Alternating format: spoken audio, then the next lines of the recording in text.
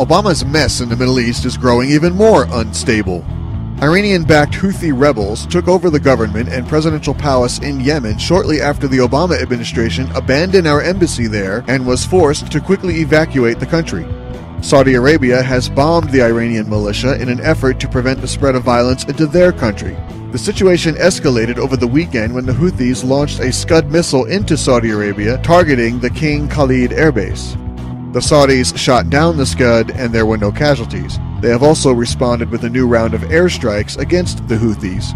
The spread of Iranian influence is a direct result of Obama's weakness against Iran, despite the warnings of Israeli Prime Minister Benjamin Netanyahu. The greatest danger facing our world is the marriage of militant Islam with nuclear weapons. While Iran is well on their way, Saudi Arabia is seeking to purchase nuclear weapons and has vowed to keep pace with Iran's nuclear capabilities, confirming fears that Obama is responsible for launching a nuclear arms race in the Middle East. The situation has also brought together longtime enemies, Saudi Arabia and Israel. We've now learned that the two nations have been meeting secretly for a year to discuss the problem of Obama's Iran and their mutual interest in dealing with it.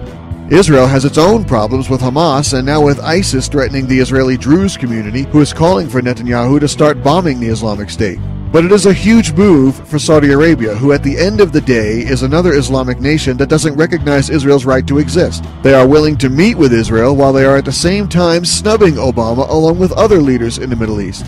Saudi Prince Turki bin Faisal Al Saud said Obama went, quote, behind the backs of traditional allies of the U.S. to strike the deal, unquote.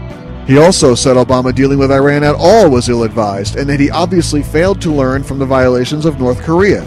He said, quote, we were America's best friend in the Arab world for 50 years, end quote, speaking of their relationship with America in the past tense.